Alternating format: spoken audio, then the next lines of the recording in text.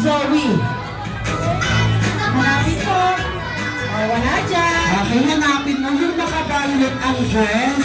Nasaan kaya? Sige nga, lapitan mo. Ayun! At meron kang dalang Jollibee! Yeah! Okay, sige Zoe, naanyayaan ka ni Best Friend Jollibee dito sa gitna para sa isang photo op.